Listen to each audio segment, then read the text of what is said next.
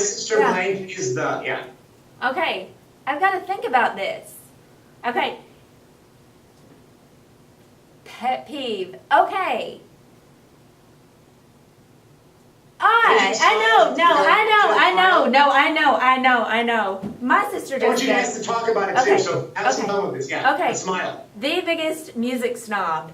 Music snob. She has a very cool hipster, maybe not hipster. My sister Jessica Is a is the music biggest snob? music snob. Yeah, she is. She's the So, biggest music. tell me that again. Tell me My that again. sister Jessica is the biggest music snob. I mean, I like, nothing's wrong with Nora Jones. Nothing is wrong. Shut up! Shut up, say, do you see her whenever I say Nora Jones? Nothing is wrong with John Mayer. Nothing's wrong with Dave Matthews. These people are not cool enough for her. She has hipster cool, and I don't even know the people that she listens to. She'll post something about some group, and I don't even realize that it's a music group. I don't even know what those words are that she's putting out there. And so anytime that I say anything about something that I like, or maybe I'm going to a concert, a Dave Matthews concert. I will say this. I like a good playlist. And I have That's good what playlists. I will say. I have a great playlist. I like to make a good playlist. But her playlist is only good if she would not think that I have a good playlist. I taught yoga. People loved my playlist. They would come to my class to hear my playlist. I'll listen to your playlist. You would never listen to my playlist. I will like it. I actually. So Jessica, let me ask you this: Do you like Candace's taste in music? It is not my preferred taste in music. So full sentences for me. Candace's taste in music. Candace's taste in music is not my taste in music. But that being said, it's music, and there's all kinds of music for all kinds of people, and that's just fine. So what do you listen to then, Jessica? I'm kind of eclectic. I've been listening to a lot of Kanye West lately. Well, I like Kanye West.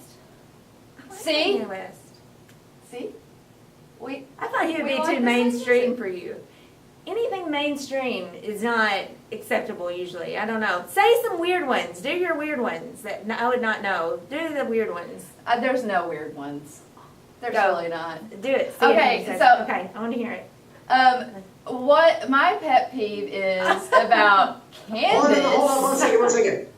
I'm surprised that you listen to Kanye. Are people surprised that you like Kanye West? They are a little because So full sentences. I Okay. would love to listen to Kanye West. People are, yeah. So people are a little bit surprised that I love Kanye West, and I do. I'm surprised that you love Kanye West. I love Kanye West. And I think the reason why is because of some of his reputation. But that's part of what I kind of love about him. I feel like he's kind of a genius, and he clearly knows how to work the entertainment industry and popular opinion and all of that. And I think he may he's be really president, interesting. is that right? I think He he's thinks he may really be president. interesting artist. So. I love it. And what's your biggest pet peeve about your sister? Uh-oh. My biggest pet peeve about my sister is that she is incredibly difficult to get a hold of. So my sister Candace is so hard to get a hold of. My sister Candace is so hard to get a hold of. And right now, everyone in my circle is going, yes, she is. I will call her and call. I have a baby. And call. I think that this should be said. I have a 14-year-old, a 10-year-old, and then a 2-year-old. I mean, I don't know what's been happening in the last 2 years. So when is the best time to get a hold of Candace? The best time to get a hold of Candace is whenever I'm driving in a car. Well, how am I supposed to know when that is? Well, I'll call you. It's horrible because this baby, I'm telling you, you have a baby at almost 40 and it's like you never had the other ones because you go back. I hold her whenever she takes a nap. Whenever she's sleeping, I'm still holding her.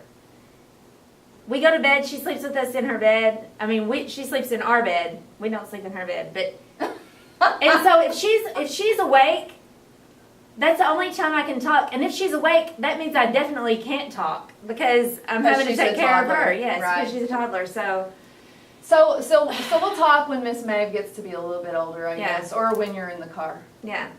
That'll work. Yeah. And also, I mean, I don't know. It's hard. My phone is, like right now I'm having phone issues and so I get messages like, My second biggest pet Oh, peeve no. Are we about doing my two pet sister peeves? I'll do another is pet peeve. that she makes excuses for why she can't Yeah. take calls. Well, hey, this is funny. This is really funny, but this doesn't need to get, if this ever goes like on TV, don't do this, but this is really funny. So my ex-husband and I have a really great relationship. We really do. But this, you don't know about this because we never talk on the phone because I never answer the phone. But anyway, finally he like texts to my husband. He's like, Candace isn't returning any of my calls or any of my texts. And I was like, I haven't been getting any of them. Somehow I blocked him on my phone, and I didn't know that I was like totally blocked. And so then I had to say, oh yeah, well, I blocked you. But it kind of felt like a power move. So did I tell you about that, about trying to text you to get those pictures from you that day? I tried to text my sister. I thought she had some pictures of us. And there were two pictures that I wanted of us. One was of just us, just regular. And then there was this other of us where we had just finished this big run. We were really muddy. And first of all, this is another thing. So I like to run on nice pavement.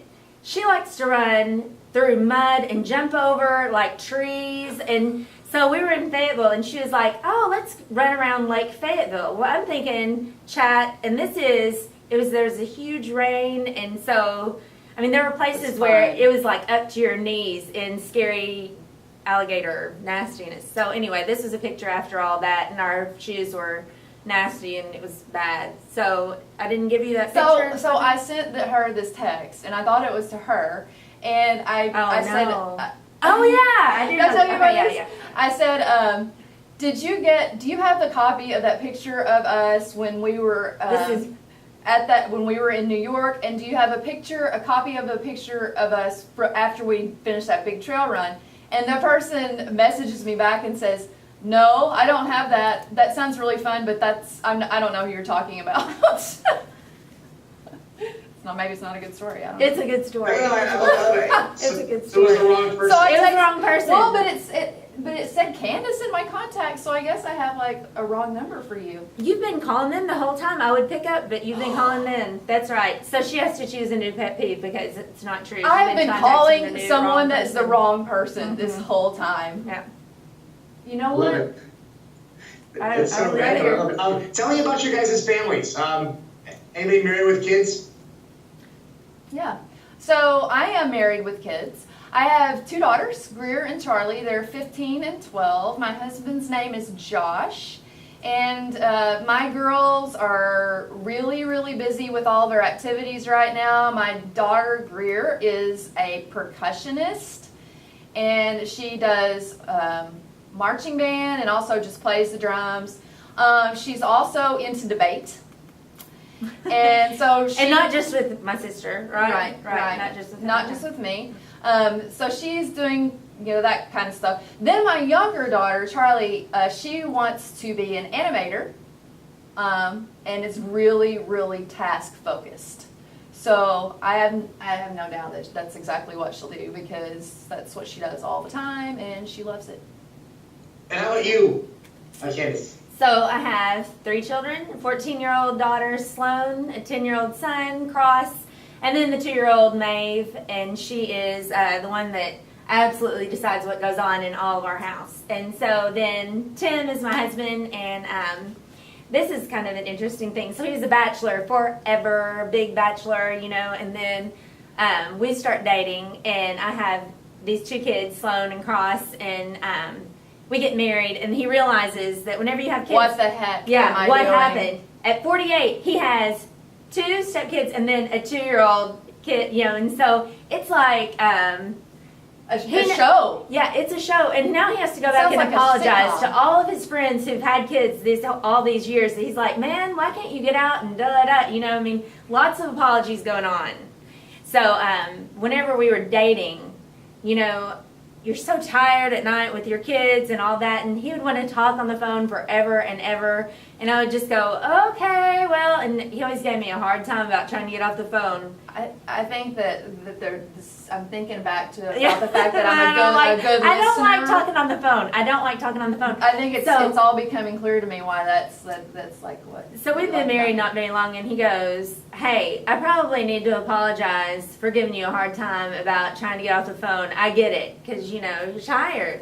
So that's and so my kids, they just Sloan is my 14-year-old likes Is a mess. the arts, and she's always in trouble. Has red hair and is always in trouble, but she's has a beautiful voice and sings and does plays. And my son Cross is 10, and he is a big reader, and he likes doing all that. And then my 2-year-old, she does everything.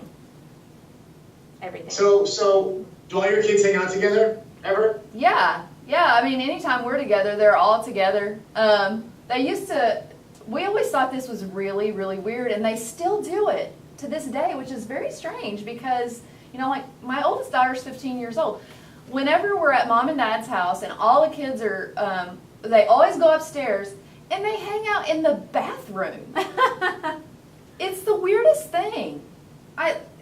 Well, weird things happen in that bathroom because Wade would always say it was weird. He'd say, "Do you know that your mom has like a blanket and the kids are coloring in the bathtub upstairs?" Yeah. Our mom is a gifted and talented teacher, so she's super creative and does kind of things that aren't so much the norm. And so I'm Like sure they letting kids color in the bathtub. Yeah. So.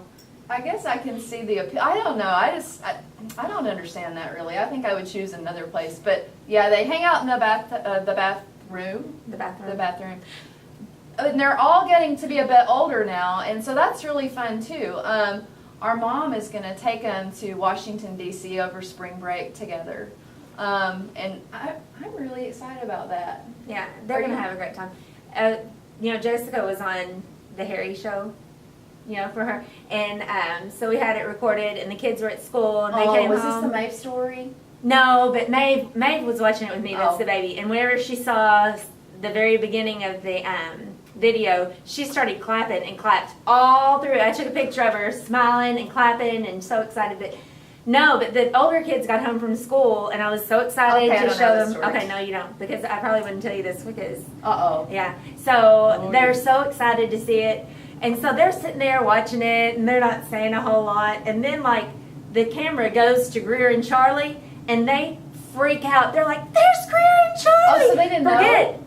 Well, no, they knew that they were there, but they just that they were showing them. But I mean, it's like Jessica being on there and being the Oh. main person on stage. Right, They it was didn't care. incidental. I mean, as soon as it just went to Greer and Charlie, I mean, it was like freak out. Yeah, I understand And that. the distance, we're so far apart, but that's almost nice because they enjoy Really and they're excited. I mean, love seeing each other. it's like I used to say it was like a celebrity superstar whenever they're going to get to see him for sure. Mhm. So yeah, it's good. nice. I love that story. That's a great story. You guys are doing great. Tell me about being competitive. Are you guys competitive with each other, against each other when you're on the same team and you're playing a board game? Tell me about being competitive. So we're super competitive, or we are both super competitive. Really? I'm very competitive. Okay, so that surprises me because I would have Not said with that, each other so much, but I'm saying as a person, I feel like I'm a very competitive person. Okay. And you're a competitive person, right? Well, I'm definitely a competitive person. I mean, definitely. I mean, so it's hard for me to let a kid win a game if I'm playing. I mean, I know. I know it's true though. I'm competitive. You're not. She is you don't competitive. let your kids win games. If they win, but they usually don't win. I usually win. I usually win. I like it, but no. So, yeah. Well, I don't think we're that competitive with each other. I think I'm competitive about some things, but not most things. I think that I want to win when the stakes are, important to me. But other things, I don't know. I'll play a game for fun, and I really don't care who wins. I'm just doing it to have fun. how about when it comes to taking a risk? Who's the bigger risk taker of the two of you? Her. Don't you think? So full sentences for me, full sentences. Oh. I think that before the events of, like, I think before your divorce, Yeah. I would have said that I was the bigger risk taker, but I think Candace is a really big risk taker. Aw. I think that was Maybe a I risk. was, it was, well, and on our whole thing that we had to fill out, it was like, I would say that definitely that was a risk. I mean, Mhm. huge risk, but yes. So I'll take that because, Yeah. but, I mean, that's a scary thing to do. But as far as like jumping out of an airplane, Yes. taking a risk, she would Yes. be more than jumping out. I am the more adventurous for sure. of the two of us. For sure. And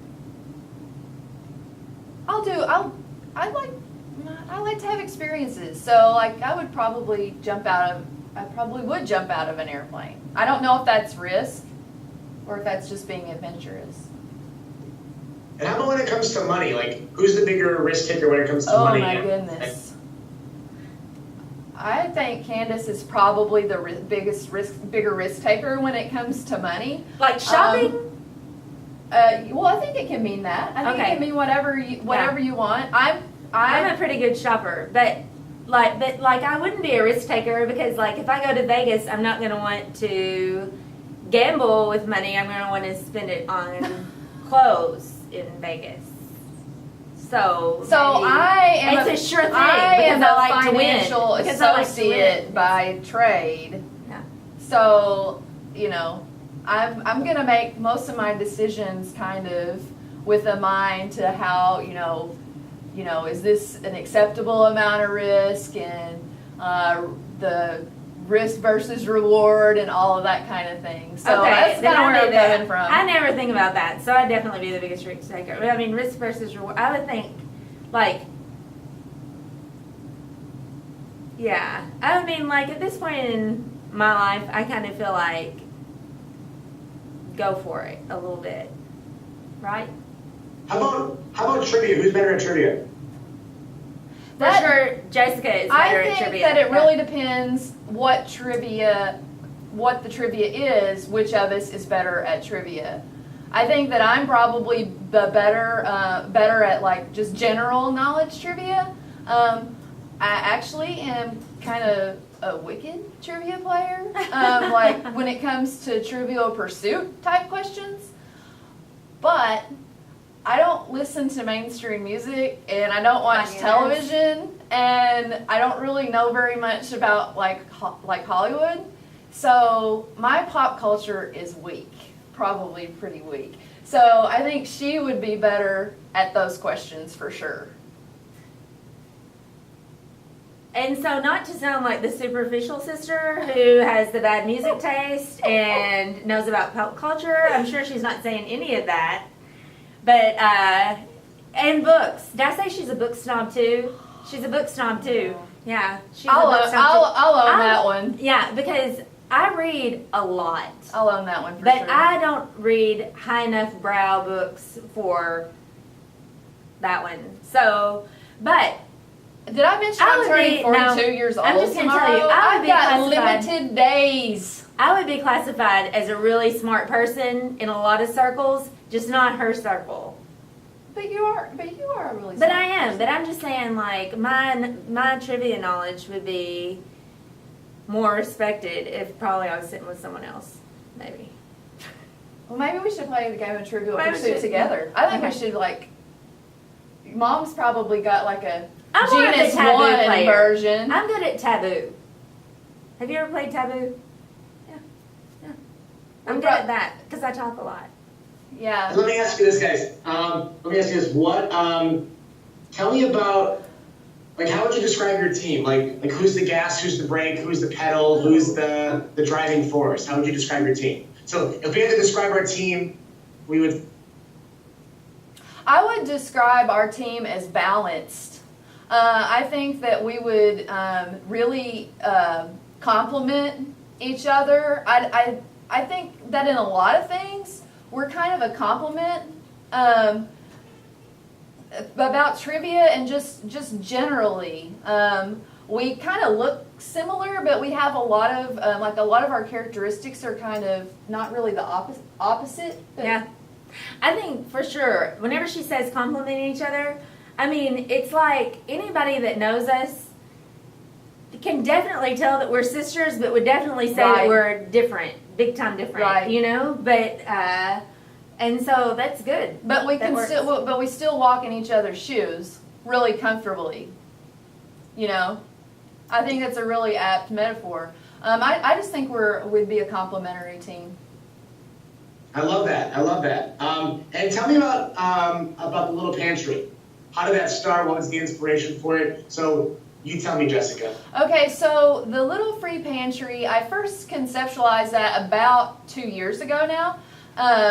I was running in my neighborhood with my big dog, Baron. I'm a book snob, apparently. So I would stop by all the little free libraries that were in my neighborhood And not take on any my of them on my because they runs. You're right. She's Yeah. right. Because they're all the same. But so I had read recently Malcolm Gladwell's The Tipping Point, which is about viral phenomena and kind of what that looks like.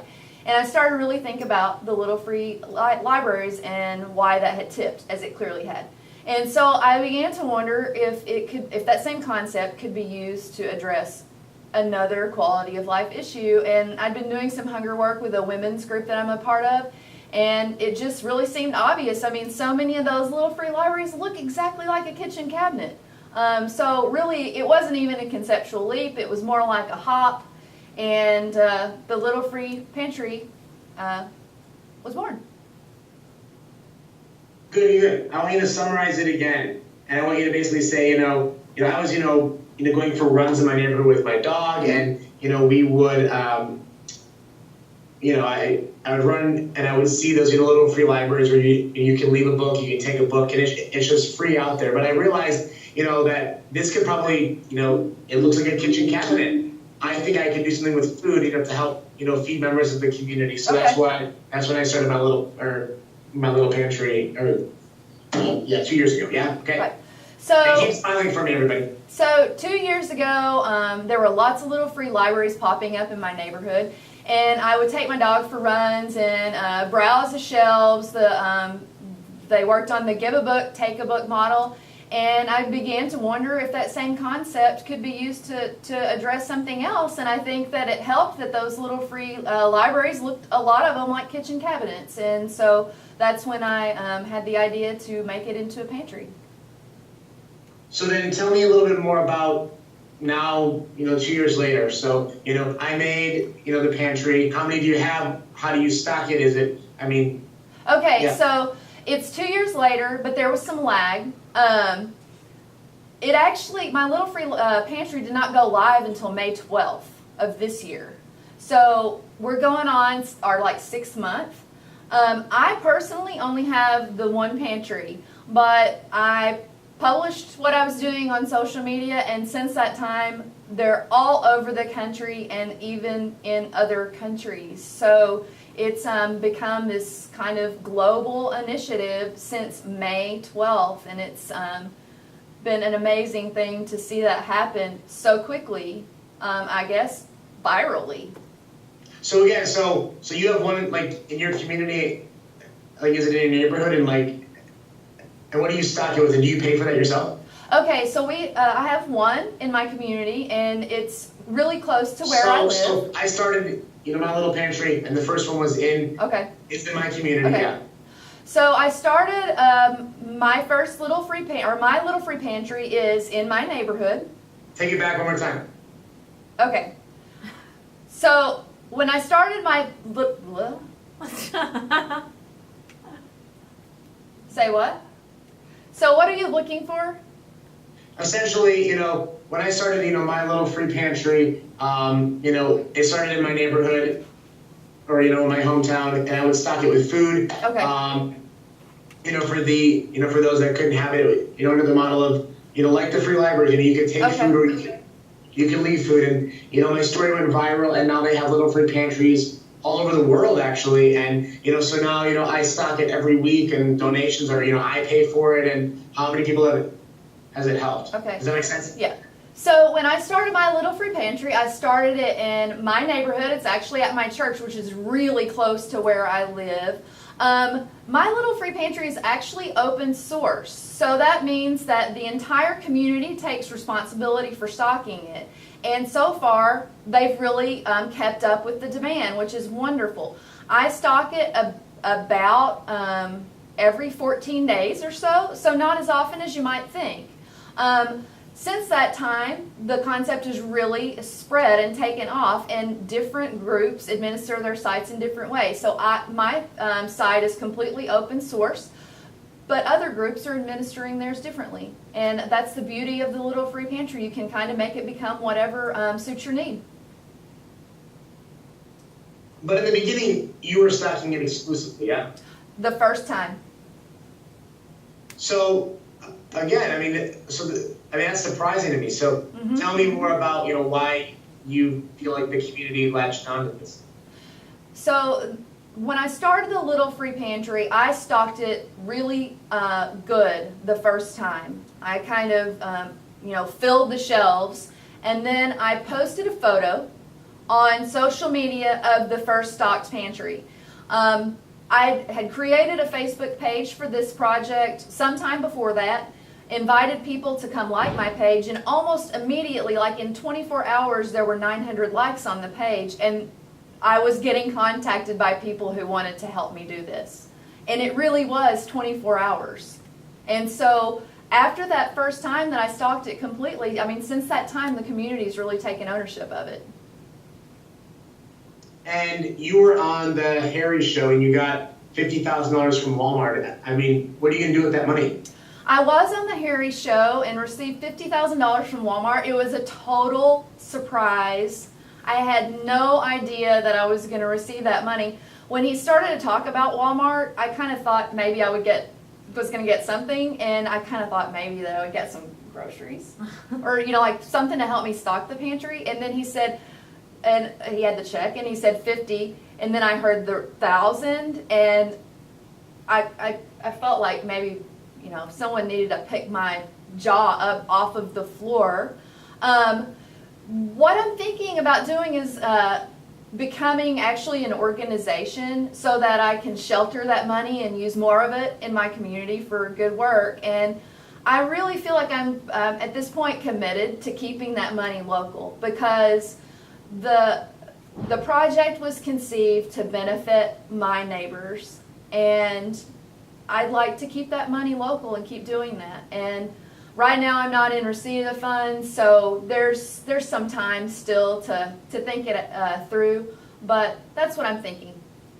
And what kind of food do you guys stock it with? Well, my pantry is stocked with all different kinds of food. It's 100% open source, so really individuals just stock it at their discretion and kind of at their convenience with whatever they have. So for example, a friend of mine has a baby, and she stocks lots of things for babies, like baby food and wipes, because that's typically what she buys.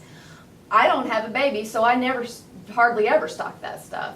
It really just kind of depends on who's supplying it. I think people do clean out their shelves, and that's wonderful, because that's putting all of that unused food to work in the pantry. And really, it's pretty variable. I know what the most needed items are for sure: toothbrushes, diapers, peanut butter and jelly, canned protein and vegetables.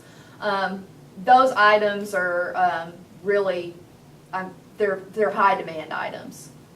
And is there a specific person or like a family that you've kind of seen utilize Little Free Pantry that you kind of know that they utilize it, and kind of like what because of what you're doing, how you've helped them? Does that make sense? So I don't really know of anyone personally who uses it regularly. I see people using it all the time. My pantry, stock goes in it about 4 to 6 times a day, I'd say, and it empties in under 30 minutes. So the turnover is extremely high. And we know for a fact that most of the traffic to the pantry is demand side and not supply side, because it's emptying that fast. I get contacted by people all the time who use it. Usually they message me on Facebook. I think that's kind of how people just talk to one another these days. And both people who give to the pantry and people who take from. And the interesting thing about that is that no matter which side of that transaction they're on, people have such gratitude for the space to do that. It's really pretty amazing. I hear from people who say, you know, I've been here and in my lifetime and I want to pay it forward and help someone else. Thank you for creating the space so that I can do that.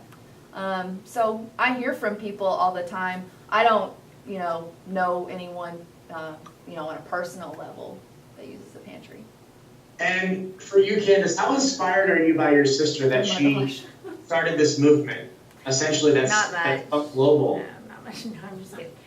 It's nothing new for me to be inspired by my sister and to be, I think everybody as, older and younger kids looking up to their older siblings. I've always looked up to her. And so, it didn't surprise me that she's doing great things because, she's always done things 100%, and if she does something, she's going to do it to the best of her ability. And so,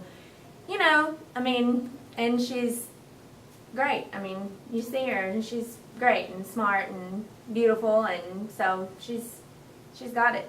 So I was just super proud. I couldn't put everything, tons of organizations would come to her and, I'd put it up on my Facebook and people would see me and, ask me about her and, and then that's where people, are looking at me like, so what are you doing? No, I'm just kidding. But I feel like, I've always been proud of her. I've always been super proud I of her. can tell you get a little emotional when you kind of talk about it. Yeah, well, so, yeah, she's my sister. Why? Well, I just think as you get older, you just appreciate people more, and I think it's,